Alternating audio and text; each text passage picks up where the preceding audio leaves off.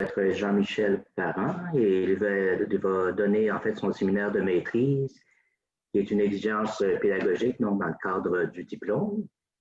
Alors, Jean-Michel a fait ses études de bac à Sherbrooke et puis a continué à la maîtrise sous la direction de Yon Garaté et moi-même à mes côtés. Donc, dans le groupe de Yon et dans le mien, on s'est intéressé beaucoup aux semi-métaux de verre et en particulier donc aux propriétés optiques de ces semi-métaux. C'est de ça qu'il va nous parler aujourd'hui. En fait, il va essayer de nous démontrer que le caractère topologique des semi-métaux de verre peut transparaître dans certaines propriétés optiques, donc ce qu'on appelle la rotation de Carrel.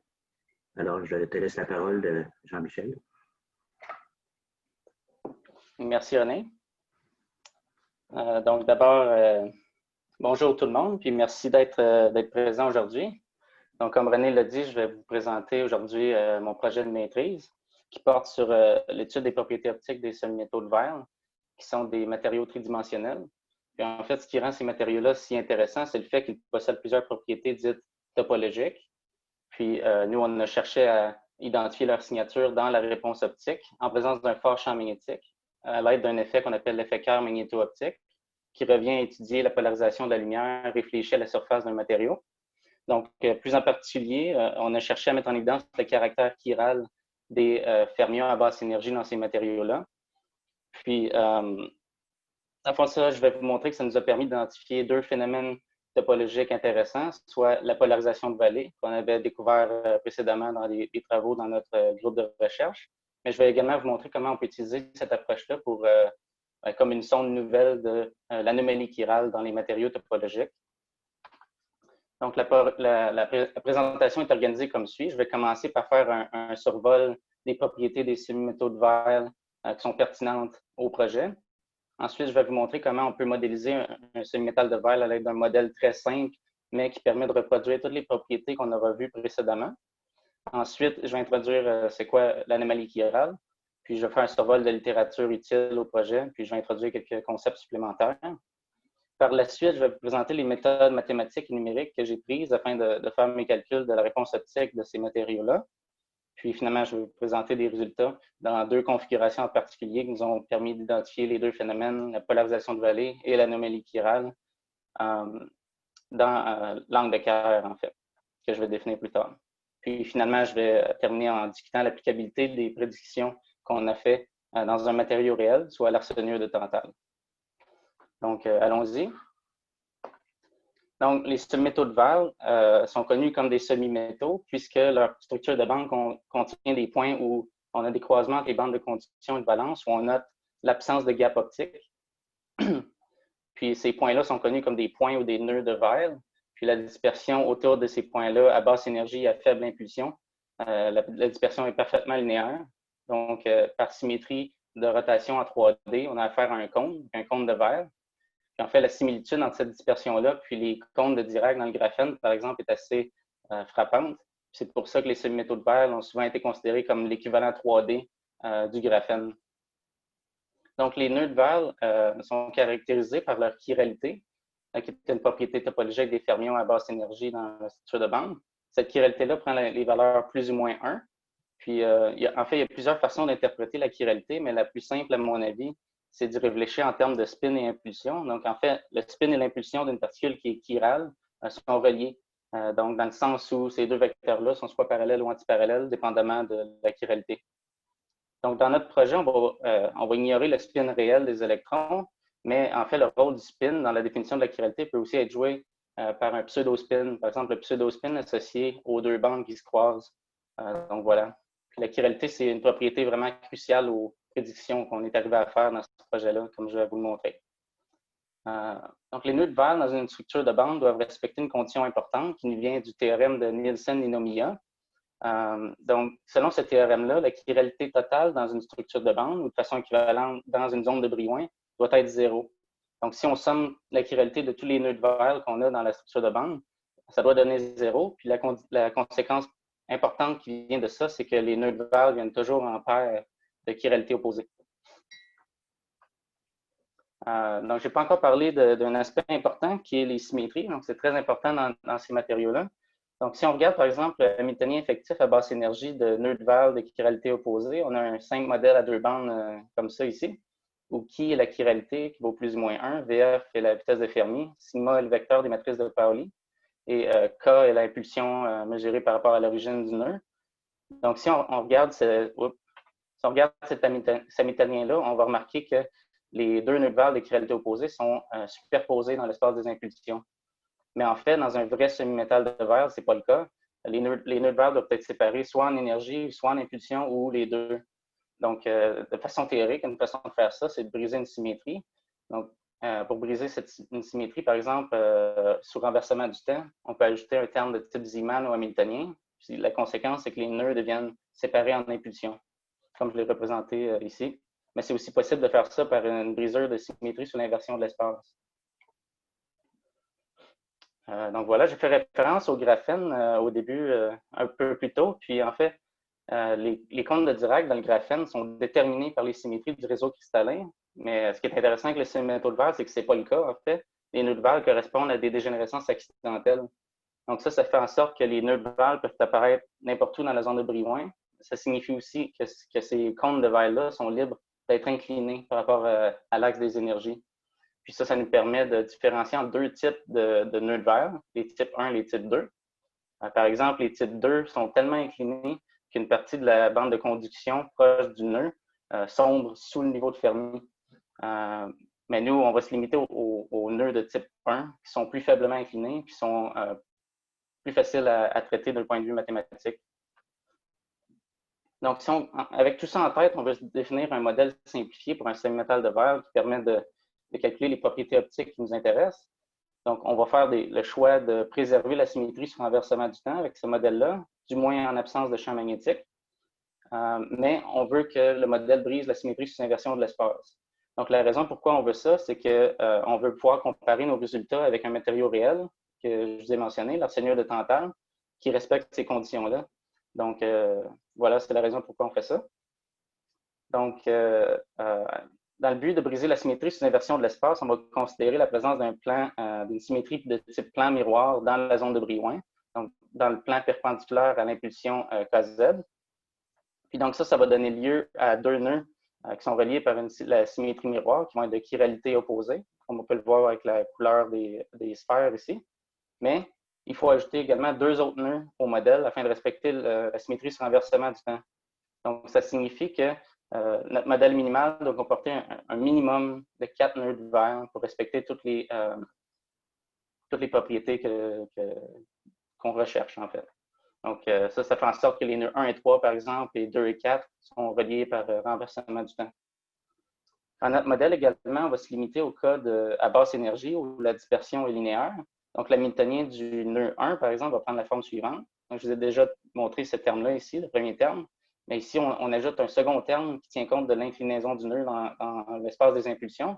Donc, le vecteur T est un vecteur sans dimension qui décrit l'amplitude et la direction de l'inclinaison. Puis, pour un semi-métal de type 1 auquel on se limite, il faut que la norme de T soit inférieure à 1, sinon on aura affaire à un semi-métal de type 2. Encore une fois, K est mesuré par rapport à l'origine du nœud de verre.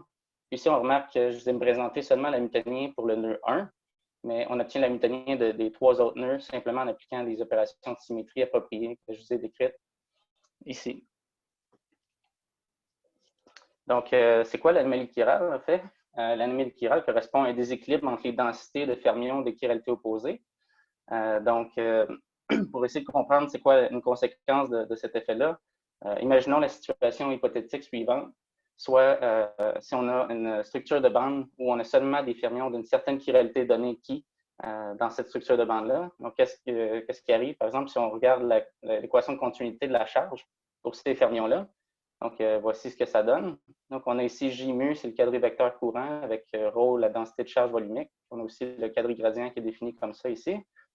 Donc, en présence de champs électriques et champs magnétiques qui ont une projection non nulle l'un sur l'autre, ce qu'on remarque, c'est que la charge ne serait pas conservée, en fait, pour des fermions d'une seule chiralité. Mais comme on a vu avec le théorème de Nielsen-Ninomiya, c'est impossible. On a toujours la présence des deux types de nœuds de verre, donc le courant total qui serait J plus plus J-, lui est conservé. Mais ça n'empêche pas que le courant associé à des chiralités distinctes, lui, ne l'est pas nécessairement en présence de champs électriques et champs magnétiques. Puis ça a des conséquences sur les propriétés de transport et même les propriétés optiques des semi-métaux de verre, comme on va le voir.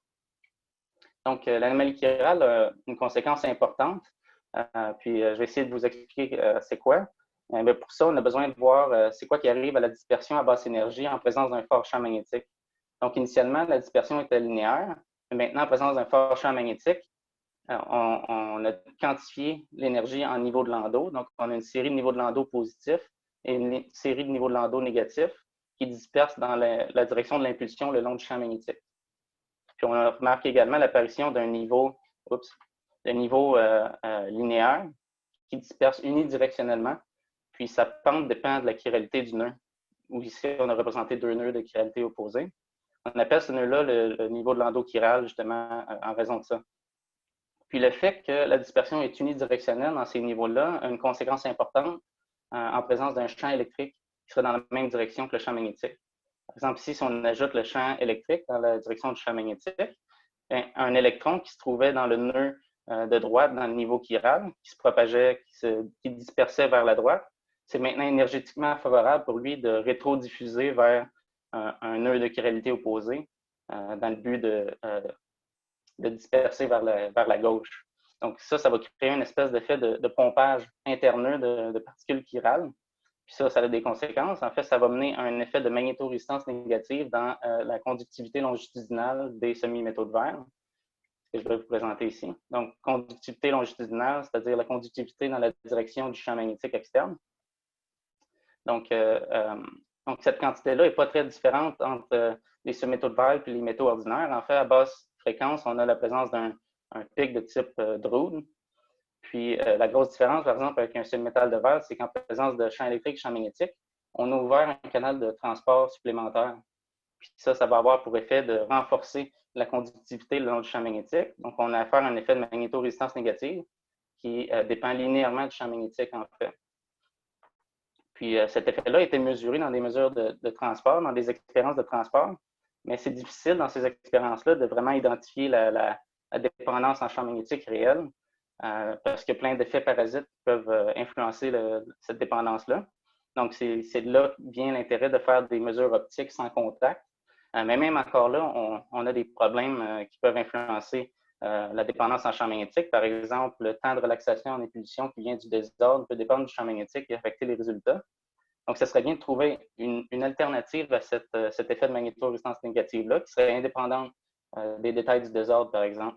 Puis je vais vous montrer dans un instant que c'est possible. Oui, j'ai oublié de mentionner ici qu'en fait, le rôle du champ électrique peut être joué par le champ électrique de l'onde électromagnétique. Sauf que dans ce cas-là, on a affaire à un champ oscillant. Donc, bien entendu, on n'aura pas un pompage net, mais on a quand même affaire à l'effet de magnétorésistance négative puisqu'on a ouvert ce canal de transport. Donc, une des motivations importantes pour ce projet-là vient des travaux précédents qu'on a fait dans notre groupe de recherche qui ont été menés par Simon Bertrand et auxquels j'ai eu la chance de participer au début de ma maîtrise. Donc, dans ces travaux-là, on s'est intéressé à l'absorption optique dans un semi-métal de verre en présence d'un fort champ magnétique dans le modèle à 4 nœuds que je vous ai présenté plus tôt. Donc, ici, par exemple, on a des courbes de l'absorption optique, donc du spectre d'absorption optique pour une lumière polarisée circulairement. Puis, ce qu'on remarque, c'est qu'on a une séparation des pics d'absorption qui implique le niveau de Landau chiral. Donc, c'est ça qu'on a appelé le phénomène de polarisation de vallée. Puis ça, c'est dû à des seuils d'absorption différents dans les différents nœuds du modèle. Donc, inquiétez-vous pas si ce n'est pas clair ici, je vais revenir là-dessus, mais c'est bon de garder ça en tête pour plus tard. Puis une autre motivation importante qui a été importante dans notre projet, c'est un article qui porte sur l'observation de signatures optiques de l'anomalie chirale dans un semi-métal de verre réel, donc l'arsénite de tantale. Donc, dans cet article-là, les auteurs montrent que dans la configuration transverse, c'est-à-dire la configuration où le vecteur d'onde de la lumière est perpendiculaire au champ magnétique, bien dans ce cas-là, on peut avoir la lumière peut avoir une partie de son champ électrique dans la direction du champ externe, du champ magnétique externe, de sorte qu'on peut s'attendre à avoir un effet de l'anomalie chirale. Puis en fait, il trouve cet effet de cette signature de l'anomalie chirale dans la fréquence fréquence plasmon. La fréquence plasmon qui correspond à la fréquence de la lumière requise pour exciter un mode collectif oscillant dans les électrons du matériau. Puis donc, il trouve que la fréquence plasmon varie comme la racine carrée du champ magnétique. Puis ça, c'est en fait une signature tout à fait analogue à la magnétorésistance négative que je vous ai présentée plus tôt. Mais l'intérêt de cette mesure-là, c'est que oméga P, la fréquence plasmon, est indépendante des détails du désordre. Donc, c'est une mesure plus robuste de l'anomalie chirale. Donc, je vais introduire rapidement c'est quoi l'effet Kerr. Moi, je n'ai parlé un petit peu en introduction. Mais en fait, l'effet Kerr consiste en la rotation de la polarisation du champ électrique réfléchi à la surface d'un matériau. Donc, à ça, on identifie un angle de rotation qu'on appelle l'angle de Kerr, ou θk, qui est défini par rapport à la direction de la polarisation de l'onde incidente. Puis, ce qui se passe, en fait, c'est quand on a affaire à un matériau qui est soit magnétique ou soit non magnétique, mais soumis à un champ magnétique, l'interaction entre les électrons du volume du matériau et l'onde qui y pénètre va induire des déphasages entre les composantes du champ électrique de la lumière, ce qui va causer sa polarisation à être tournée. Donc, c'est ça qui mène à l'effet Kerr. Puis en fait, il y a déjà eu des études sur l'effet Kerr dans les semi-métaux de verre qui ont été faites par le passé. Par exemple, dans cet article-là ici, les auteurs ont découvert un effet Kerr non nul, même en absence de champ magnétique externe. Donc, dans ce cas-là, ils ont considéré un modèle simple à seulement 2 nœuds de Waal de chiralité opposée qui sont séparés en impulsion, donc qui brisent symétrie sur inversion sur renversement du temps. Puis, ils ont découvert que la séparation de l'impulsion entre les nœuds joue le rôle d'un pseudo-champ magnétique, en fait. Donc, l'effet Kerr qui est trouvé dans ce cas-là est donc purement topologique. Mais nous, on s'intéresse plutôt au cas où on a la présence d'un vrai champ magnétique. Donc, on ne va pas considérer ce genre d'effet dans notre étude. Donc voilà, je vais maintenant vous présenter le calcul que j'ai fait pour l'angle de Kerr rapidement. Donc voici un petit schéma qui représente les différentes étapes du calcul dans le but d'obtenir une expression évaluable pour l'angle de Kerr à la fin. Donc certaines étapes de ce calcul-là sont assez complexes, donc je ne vais pas tout détailler ici, mais je vais essayer de vous présenter les grandes lignes du calcul, les étapes importantes, puis les équations cruciales au calcul. Puis, dans le but de motiver l'importance de chacune des étapes, je vais procéder dans le sens inverse. Puis, je vais commencer par vous montrer comment on calcule l'angle de Kerr. Ensuite, je vais vous montrer comment chacun des éléments rentre en jeu pour obtenir un résultat numérique à la fin. Donc, voilà. Donc, dans notre approche, on considère une lumière incidente polarisée linéairement qui se propage initialement dans le vide, puis qui atteint la surface d'un semi-métal de verre à incidence normale sur une de ces surfaces qu'on suppose être parfaitement plane. On suppose également que l'échantillon de ces métals de verre est de dimension semi-infinie dans la direction de propagation de la lumière. Puis donc, on peut définir l'angle de Kerr à partir de sa tangente et des composantes du champ électrique réfléchi de la façon suivante, où θi ici, c'est simplement l'inclinaison initiale de l'onde incidente. Donc, ce qu'on veut, c'est obtenir des expressions mathématiques pour les composantes du champ réfléchi. Donc, comment on fait ça? Bien, on a besoin de plusieurs choses. On a besoin de l'équation d'onde à l'intérieur du semi-métal, que j'ai représenté ici. Donc, ici, Q' est le vecteur d'onde de la lumière à l'intérieur du semi-métal. Le vecteur E est son champ électrique. Oméga est sa pulsation. Puis, epsilon est le tenseur diélectrique effectif du semi-métal. On a également besoin des conditions de frontière à la surface du matériau, donc du semi-métal. Donc, ça prend la forme de ces 4 équations-là ici, où les indices 1 et 2 représentent les deux milieux, soit le vide et le semi-métal. Puis B, le champ magnétique de l'onde, à ne pas confondre avec le champ magnétique externe. Donc, ici, je veux mentionner que pour obtenir ces 4 conditions, on a négligé la présence d'états de surface qui sont normalement associés aux semi-métaux de verre, comme les arcs de Fermi et des trucs comme ça. Puis ça se justifie par le fait qu'en général, la longueur de pénétration dans des matériaux tridimensionnels comme les semi-métaux de verre dépasse largement la longueur de localisation des états de surface. Donc, l'interaction se fait surtout dans le volume. Donc, voilà. Donc, il faut résoudre ces équations-là pour obtenir le champ électrique réfléchi. Donc, ça implique que l'angle de Kerr va dépendre fortement des détails du tenseur diélectrique. Donc, le tenseur diélectrique, justement, on le définit comme ça ici. Donc, la première partie, epsilon P, pardon, la première partie, epsilon P, en fait, ça vient de la contribution de toutes les bandes d'énergie de haute énergie qui excluent les nœuds de verre. Donc, c'est la contribution de tout ce qu'on n'a pas inclus dans notre modèle. Puis, en fait, on va approximer ce tenseur-là au tenseur diagonal du vide, tenseur diélectrique diagonal du vide, qui est une grosse approximation, et j'en suis conscient. Mais en fait, on a vérifié qu'un tenseur plus réaliste n'affecte pas de façon importante les résultats. En fait, ça n'influence pas les conclusions auxquelles on est arrivé. Donc, on garde cette définition-là. Puis, l'autre contribution au tenseur diélectrique du semi-métal vient de l'interaction entre l'onde électromagnétique et les électrons à l'intérieur du semi-métal.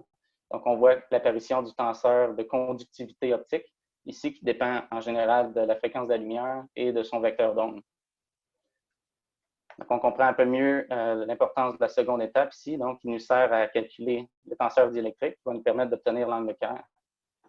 Donc, allons-y. Donc, dans notre calcul de la conductivité optique, on va considérer deux contributions importantes, soit celle des transitions optiques inter-niveau de Landau, puis celle des transitions optiques intra-niveau de Landau. Donc, qu'est-ce qu'on entend par une transition inter-niveau de Landau? Bien, c'est une transition entre un état occupé d'une bande vers un état vide d'une bande d'énergie supérieure. Puis ici, on va supposer que ces transitions-là sont purement verticales. Donc, ça signifie que l'électron, l'impulsion de l'électron qui est impliquée dans la transition ne change pas. Puis ça justifie par le fait que l'impulsion du photon est en général parfaitement négligeable comparativement à l'impulsion de l'électron. Donc, voilà pour ça. Puis ensuite, on a les transitions intra-niveau de Landau, qui correspondent à des transitions à l'intérieur d'un même niveau de Landau, donc qui viennent d'un changement de l'impulsion de l'électron vers une transition d'un électron vers un état d'impulsion voisin.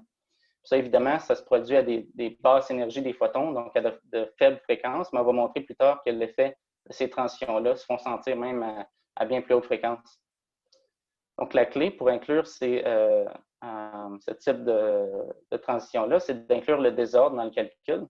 Donc, l'effet du désordre, ça peut venir, par exemple, de défauts dans le réseau cristallin. Puis, ce désordre-là nous permet d'avoir des fluctuations nécessaires à la transition entre des états d'impulsion différents. Puis, on inclut ce désordre-là via un temps de relaxation en impulsion directement dans les fonctions de Green de l'électron. Puis en fait, c'est une étape cruciale du calcul de la conductivité parce que c'est ça qui permet la diffusion vers des nœuds de chiralité opposés, en fait, parce que c'est cette fluctuation-là en impulsion qui est nécessaire pour qu'un nœud puisse transiter vers un autre nœud. Donc voilà, pour le calcul de la conductivité, on va se baser sur la théorie de la réponse linéaire, donc qui nous permet d'obtenir la réponse du semi-métal à un faible champ électromagnétique incident, qui est ce qu'on recherche. Donc, dans ce cas-là, la conductivité s'écrit comme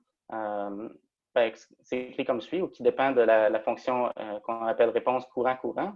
Puis, dans le cas des transitions interniveaux, cette équation prend cette forme-là ici. Donc, il contient pas mal il y a pas mal d'informations dans cette équation-là, donc je ne vais pas tout expliquer ici, mais si on va à l'essentiel, qu'est-ce que cette équation-là implique? En fait, elle implique une somme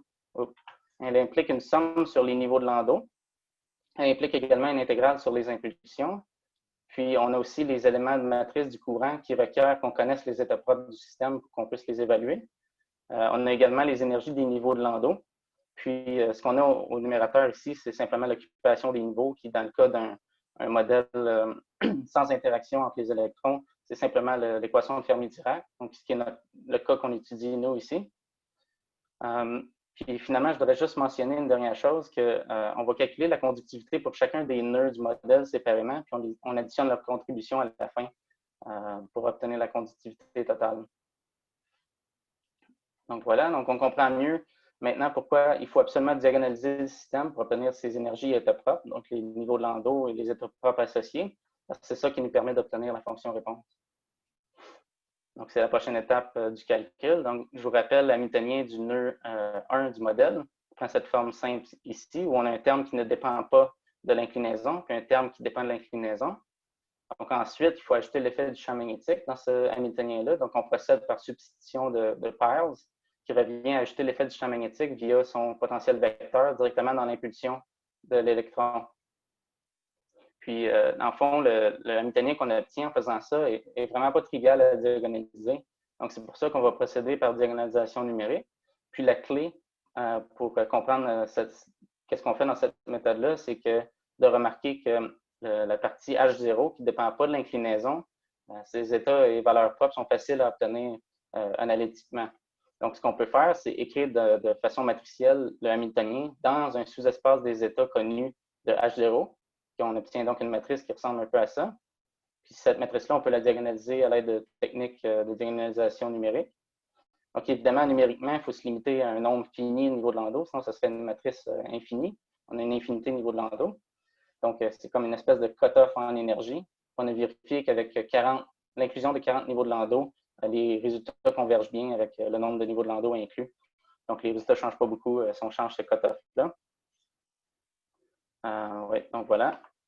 Donc, voici ce qu'on obtient pour les spectres en énergie à l'aide de cette méthode-là. Donc, on va s'intéresser à deux configurations, soit celle où le champ magnétique est dans la même direction que l'inclinaison, ou du moins une projection non nulle le long de l'inclinaison, puis le cas contraire où le champ magnétique pointe perpendiculairement à l'inclinaison. Donc, dans ces figures, le niveau de Fermi ne croise que le niveau de Landau chiral, qui est en fait quelque chose qu'on va considérer dans tout notre projet, dans tous nos calculs. Puis ici, ça nous permet de définir ces flèches verticales ici qui représentent les seuils d'absorption. Donc, le seuil d'absorption, c'est l'énergie minimale requise pour qu'un photon excite un électron vers une bande d'énergie supérieure. Puis donc, ce qu'on remarque, c'est que ces seuils d'absorption-là sont différents pour différents nœuds du modèle lorsque le champ magnétique a une projection non nulle le long de l'inclinaison. Ce n'est pas présent sinon. C'est ça, en fait, la polarisation de Vallée. C'est le fait qu'en raison des relations de symétrie qui relient chacun des nœuds, l'inclinaison peut varier d'un nœud à l'autre lorsque cette condition-là est respectée. Donc, ce que ça implique, c'est qu'en présence d'un faisceau lumineux avec lequel on éclaire l'échantillon, il va y avoir de l'absorption de photons sur une gamme de fréquences finies seulement dans certains nœuds du modèle, donc dans certaines régions de la zone de Brillouin, il va y avoir de l'absorption de photons alors qu'il n'y en aura pas dans les autres sur une certaine gamme de fréquences finies. C'est ça la polarisation de Vallée, en fait. Donc, on a maintenant tous les ingrédients nécessaires afin d'évaluer l'angle de Kerr. Donc, l'étape suivante est de vous montrer quelques résultats. Donc, on va se concentrer sur deux configurations en particulier, puis ensuite, je vais discuter de l'applicabilité de ces résultats-là dans le TAS. Donc, un problème qu'on a avec ce projet-là, c'est qu'il existe une quasi-infinité de configurations qu'on peut étudier, donc de direction de l'inclinaison, de direction de propagation de la lumière, de champ magnétique. Donc, on va se limiter à seulement deux configurations qui nous permettent de différencier les deux phénomènes physiques topologiques qui nous intéressent. Puis, pour faire ça, on commence par fixer l'inclinaison des nœuds et la direction de propagation le long d'un axe particulier, ici Z. Donc, ce qui nous laisse seulement le champ magnétique comme paramètre ajustable. Donc, ça nous permet de définir deux configurations, comme je l'ai dit. Donc, la première est la configuration longitudinale ou de Faraday, selon laquelle la lumière se propage le long du champ magnétique. Donc, dans cette configuration-là, le champ électrique de la lumière ne peut pas avoir de projection le long du champ magnétique. Donc, on ne s'attend pas à avoir d'effet de l'anomalie chirale. Par contre, on s'attend à avoir un effet de polarisation de Vallée parce que le champ magnétique pointe dans la direction de l'inclinaison. Comme on vient de voir, c'est ça la condition pour voir un effet de polarisation de Vallée. Puis la seconde configuration est la configuration transverse, qu'on appelle aussi la configuration de Voigt, selon laquelle la direction de propagation de la lumière est perpendiculaire au champ magnétique. Donc, dans cette configuration-là, évidemment, le champ électrique de la lumière peut avoir une composante le long du champ magnétique. Donc, il y a une signature possible de l'anomalie chirale dans ce cas-là, ce qu'on espère. Mais on n'aura pas d'effet de polarisation de Vallée. Donc, ces deux configurations-là nous permettent d'étudier séparément les deux effets qui nous intéressent. Donc, d'où l'intérêt de faire ça.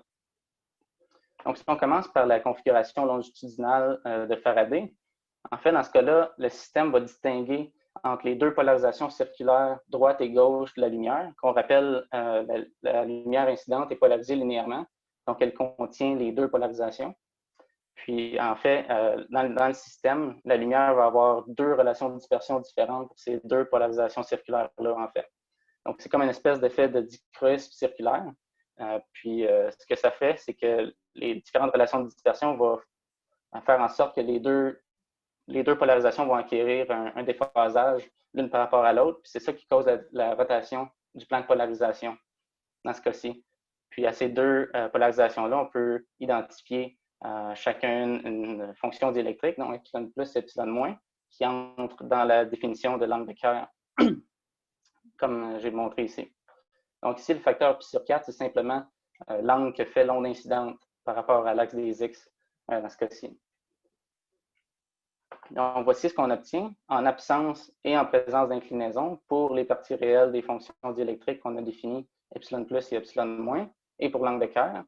Donc, si on se concentre pour commencer sur les fonctions diélectriques, on remarque des pics qui apparaissent aux transitions inter au niveau de Landau. Puis on remarque qu'en présence d'inclinaison, les pics aux transitions qui impliquent le niveau de Landau chiral se séparent en deux. La séparation entre ces deux pics-là est de l'ordre du milliélectronvolt environ. Puis, on peut identifier quels nœuds sont responsables de chacun des pics. Donc, ça, c'est l'effet de polarisation de vallée que je vous ai mentionné. C'est dû au fait que les nœuds, ici 1 et 2, 3 et 4, qui sont reliés par renversement du temps, ont des seuils d'absorption différents dans cette configuration-là. Puis, on remarque que les autres transitions ne sont pas séparées en deux. Donc, l'effet vient uniquement du niveau de Landau chiral. Donc, c'est un effet topologique. C'est une signature de la topologie de la structure de bande des semi-métaux de verre en champ magnétique. Puis, on peut remarquer que cette séparation des pics se manifeste également dans l'angle de Kerr. Donc, même si dans l'angle de Kerr, on n'a pas nécessairement des pics, mais on a quand même une signature claire de cet effet-là qu'on peut observer ici. Donc, on a atteint l'objectif de cette partie du projet qui était de trouver une alternative à la mesure de la polarisation de vallée, donc dans une autre propriété optique qui est l'effet Kerr, donc la rotation de la polarisation. Peut-être une dernière chose que je peux dire sur ces figures, c'est la présence de ce grand pic ici. Peut-être vous demandez c'est quoi, mais ce pic-là correspond au zéro de la partie réelle de epsilon plus. Donc, on peut assumer que c'est l'excitation d'un mode collectif, potentiellement. Donc, on a étudié ce pic-là quand même en détail dans nos travaux, mais je ne vais pas en discuter plus ici parce que ce n'est pas unique aux semi-métaux de verre. En fait, ce pic-là apparaît aussi dans des métaux 3D ordinaires. Donc, je ne vais pas passer plus de temps là-dessus. Donc, on a maintenant l'autre configuration, la configuration de Voigt. Donc, dans ce cas-là, on a le cas spécial où le champ électrique de la lumière peut pointer dans la direction du champ magnétique externe. Donc, on peut avoir l'effet de magnétorésistance négative que je vous ai présenté vers le début de la présentation. Donc, ce qui se passe ici, c'est que puisque le champ magnétique, comme je vous ai dit, peut pointer dans la même direction que le champ électrique, en fait, le système va avoir deux relations de dispersion distinctes pour le champ électrique qui est dans la direction du champ magnétique, puis la partie du champ électrique qui est perpendiculaire au champ magnétique, auquel on peut associer les deux fonctions diélectriques, donc la fonction diélectrique longitudinale le long du champ magnétique, puis la fonction diélectrique transverse, qu'on appelle aussi le epsilon Voigt, dû au physicien Voigt. Puis donc, on obtient cette équation-là pour l'angle de Kerr qui fait intervenir ces fonctions diélectriques-là. Donc, la fonction diélectrique longitudinale est importante, c'est intéressante, comme je l'ai dit, parce que c'est elle qui contiendrait l'information qui viendrait de l'anomalie chirale. Donc, voilà. Donc, voici ce qu'on obtient pour, encore une fois, les parties réelles des fonctions diélectriques et pour l'angle de Kerr en bleu. Donc, une chose qu'on remarque pour commencer, on a des signatures, des transitions inter-niveau de Landau, sauf qu'ici, on n'a pas de séparation des pics parce qu'il n'y a pas d'effet de polarisation de vallée.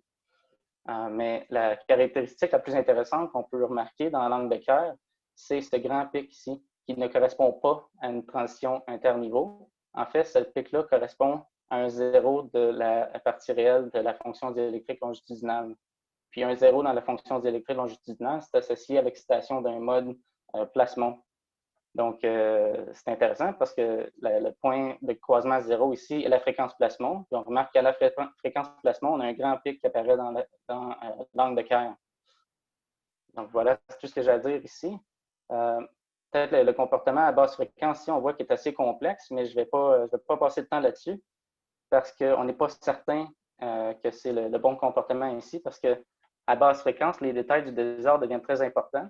Parce que le temps de relaxation d'impulsion qui vient du désordre, par exemple, devient de l'ordre de grandeur de la période des oscillations de l'onde. Donc, les détails du désordre deviennent très importants. On n'a pas tenu compte de ce genre de détails-là dans notre calcul. Donc, on n'est pas sûr si le comportement à basse fréquence est correct. Donc, je ne vais pas en parler. Mais si maintenant on regarde l'évolution en champ magnétique de l'angle de Kerr, on voit que le grand pic qu'on a identifié se déplace en champ magnétique. Puis en fait, si on regarde ça plus en détail, il se déplace comme la racine du champ magnétique vers les hautes fréquences. Oups. Vers les hautes fréquences, ce qui est le comportement de la fréquence plasmon. Donc, comme on a vu dans l'article que je vous ai présenté vers le début de la présentation, puis c'est une signature de l'anomalie chirale qui est plus robuste que la signature de la magnétorésistance négative dans la conductivité longitudinale, puisque oméga P est indépendante des détails du désordre. Donc voilà, on a atteint l'autre objectif principal de notre projet, qui était d'identifier une signature de l'anomalie chirale dans l'angle de Kerr. Donc c'est une nouvelle approche qui n'a pas été faite avant. Donc voilà, c'est une nouvelle façon de mesurer ça. Donc, tel que promis, je vous avais dit que j'allais tenter de vous motiver le fait qu'on puisse mesurer ce genre de... vérifier ce genre de prédiction dans un matériau réel, soit l'arsénure de Tantale.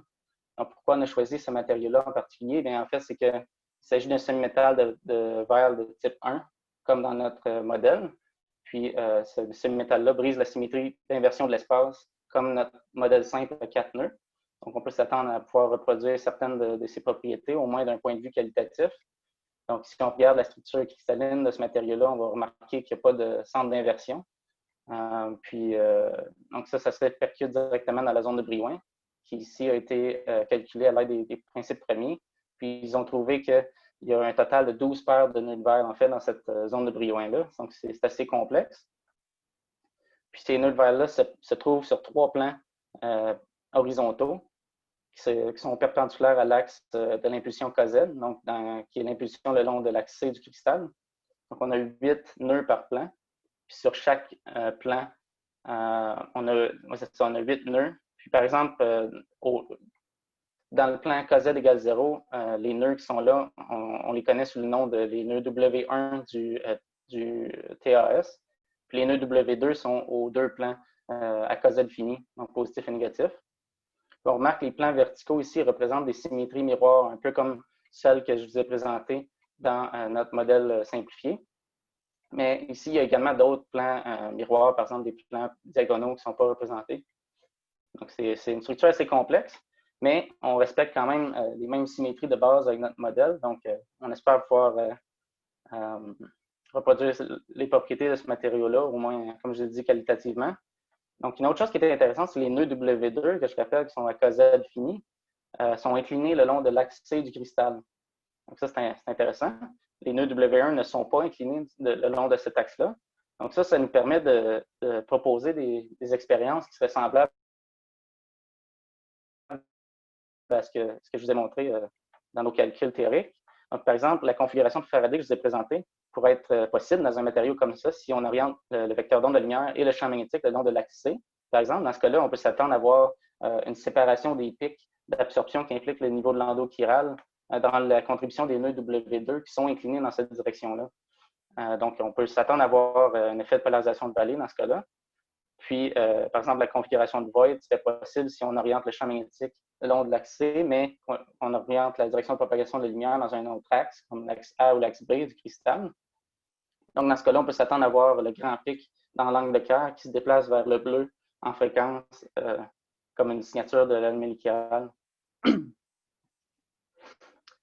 Donc voilà, donc dans cette présentation, je vous ai montré comment j'ai fait pour calculer l'angle de Kerr en fort champ magnétique dans les semi-métaux de verre, dans un modèle simple à 4 nœuds, donc un modèle simple, mais qui permet qui est quand même riche en propriétés.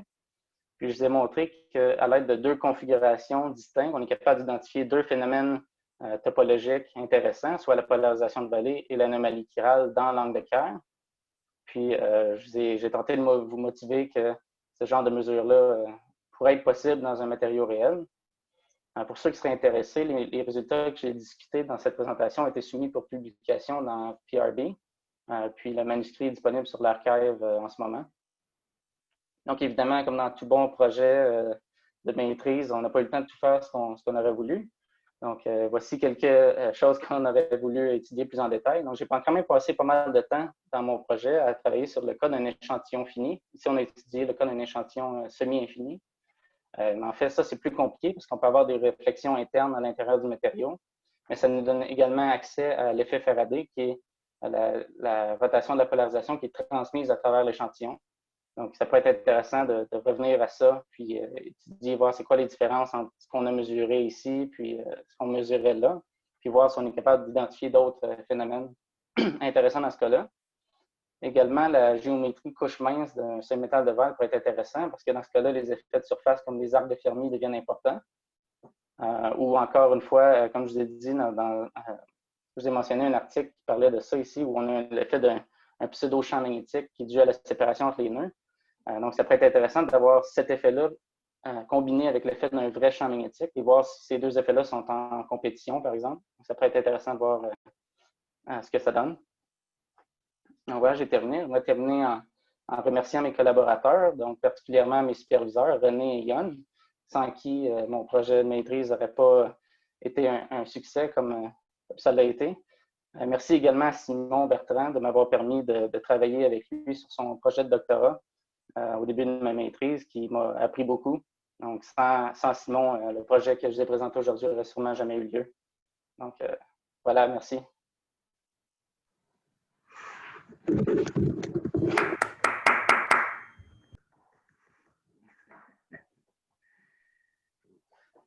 Oui, donc est-ce qu'on peut passer aux questions? Est-ce qu'il y en a qui ont des questions? C'est pas moi qui a initié la réunion, donc je ne vois pas en fait les gens qui posent des questions. Oui, on a une question de François. Ouais. Okay. Bonjour, merci pour la très intéressante présentation. Tu as mentionné à un moment donné l'effet que tu avais besoin des défauts pour qu'il puisse y avoir une transition intrabande. À quel endroit ça se retrouvait dans ton modèle? Je sais qu'il y avait un I delta à un moment donné. J'imagine que ça se traduit comme un temps de relaxation, quelque chose comme ça. Puis, donc, comment, en fait, la densité de défauts influence le résultat? Tu peux en dire un peu plus? Ouais, mais comme j'ai dit, on n'a pas vraiment regardé les détails du désordre. On a vraiment juste ajouté un temps de relaxation en épulsion comme une constante, un terme phénoménologique.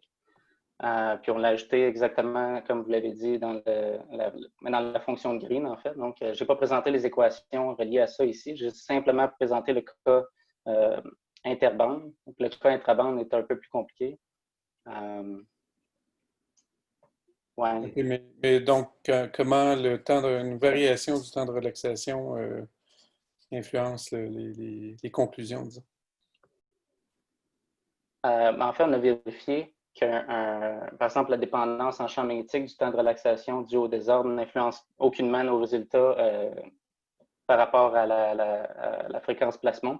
Parce que, comme j'ai dit, elle était dépendante des détails du désordre, donc elle était dépendante de la dépendance en champ magnétique du temps de relaxation dû au désordre. Puis, donc c'est ça, ça ne change aucunement la courbe qui nous permet d'identifier l'anomalie chirale. Qu'est-ce qui arriverait, disons, dans les pics associés à la polarisation des vallées si tu avais beaucoup de désordre?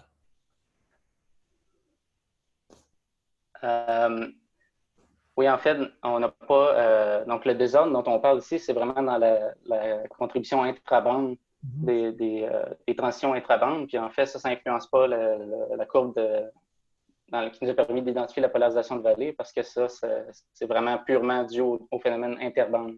Mais dans les phénomènes interbandes, on a aussi ajouté un terme, comme vous avez vu, le delta. Donc, c'est comme un broadening qu'on a ajouté à la main. Puis, donc ça peut affecter, par exemple, la résolution en fréquence des pics. Donc, oui, ce serait ça l'influence. Ce serait, par exemple, la largeur des pics qu'on a observé ici. Donc, il faudrait que l'intensité du désordre soit en échelle d'énergie soit inférieure à la séparation entre les deux sous-pics qu'on voit là, non? Oui, non, pour que ce soit observable expérimentalement, oui, en effet.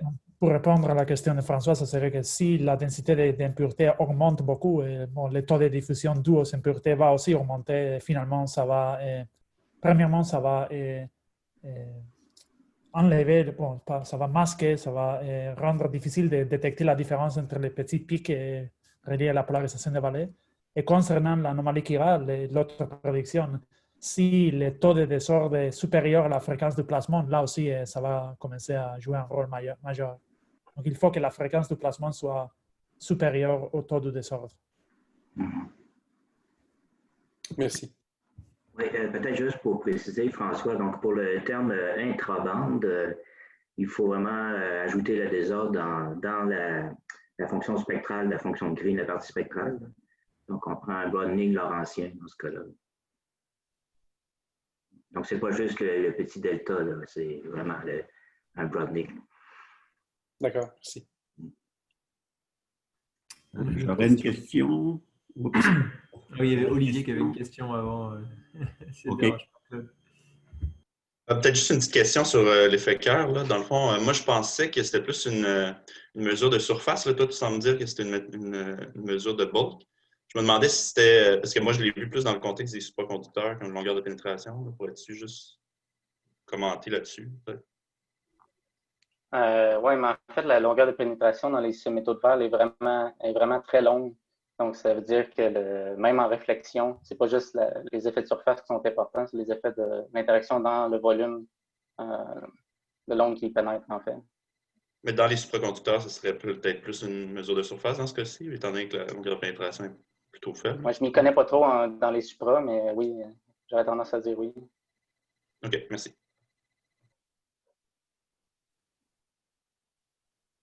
Oui, tu peux y aller, Claude, maintenant. D'accord.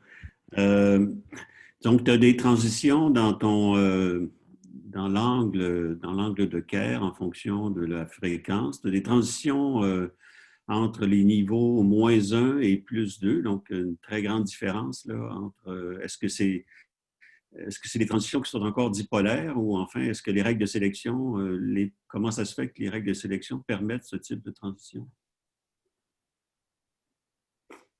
Oui, non, ça, c'est des transitions dipolaires, en fait. Lorsqu'on est dans la configuration transverse de Voigt, en fait, on peut avoir beaucoup plus de transitions. Donc, pas juste les transitions dipolaires, mais ici, on a vraiment juste les transitions dipolaires. Donc, par exemple, d'un niveau, on l'écrit, mettons, comme la valeur absolue de n vers la valeur absolue de n plus 1. Donc, ici, par exemple, de -1 à 2, ça fait partie c'est une transition dipolaire. Oui, aussi, OK. J'aurais une autre question, c'est-à-dire, comme tu sondes pas mal le bulk, ou enfin le composé massif en raison d'une très grande longueur de pénétration, comment, au niveau expérimental, ça doit être difficile finalement d'aller chercher ces petits effets que tu as calculés, parce que expérimentalement, donc en fait, tu es sensible, la conductivité optique contient tout, donc toutes les contributions interbandes qui ne sont pas topologiques du tout. Est-ce que c'est un problème qui est vraiment qui est réel quand on cherche à comparer ce qui est mesuré expérimentalement et ce que tu as calculé? Oui, mais je pense que dans le régime en fréquence que nous, on s'intéresse, c'est vraiment plus les effets à basse énergie qu'on est capable de sonder. Donc, les effets des transitions dans les bandes supérieures ne sont pas importants. Donc, on considère que le niveau de Fermi est proche du nœud de verre. Donc, puis en fait, comme je vous ai dit, le tenseur diélectrique, c'est dans le tenseur diélectrique effectif qu'on inclut l'effet des bandes supérieures. Puis, comme je vous ai dit, on a vérifié le cas un cas plus réaliste où, par exemple, le tenseur epsilon p, je vous ai dit, est beaucoup plus important. Puis l'effet, c'est que, en effet, l'amplitude de l'angle de Kerr va diminuer dans ce cas-là, mais les features sont toujours observables, en fait. OK, merci.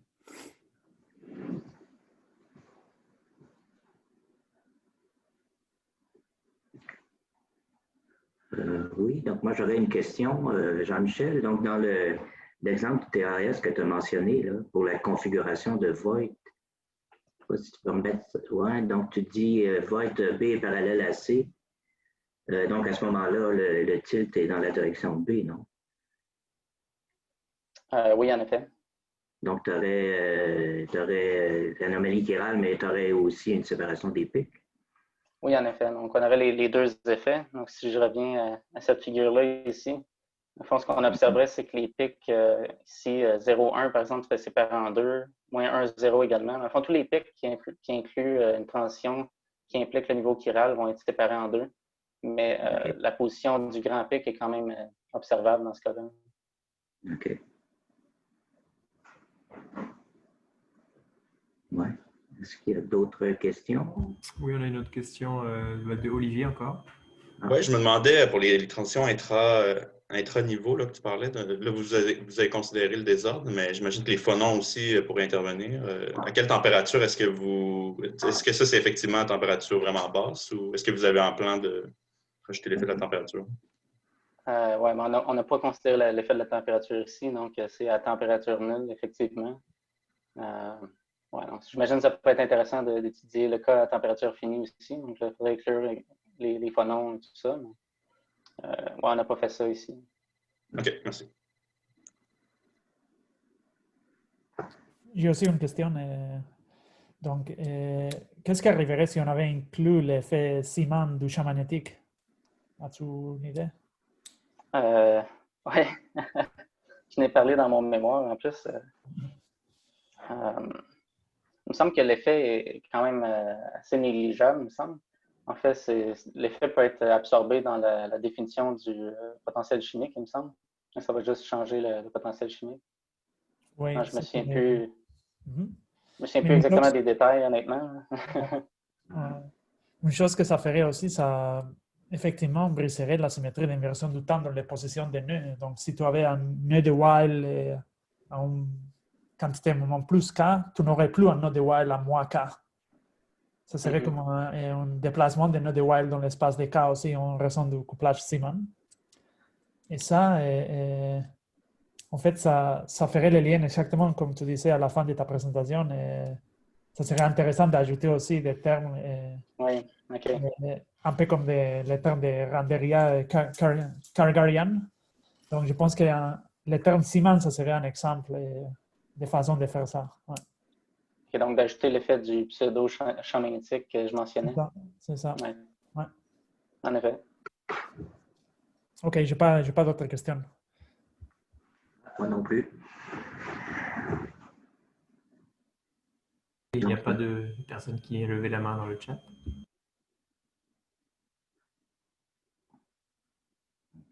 Est-ce que tu veux qu'on conclue, Nicolas?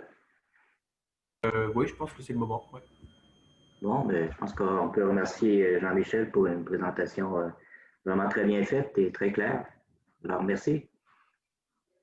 Merci à vous. Merci de votre attention. Merci.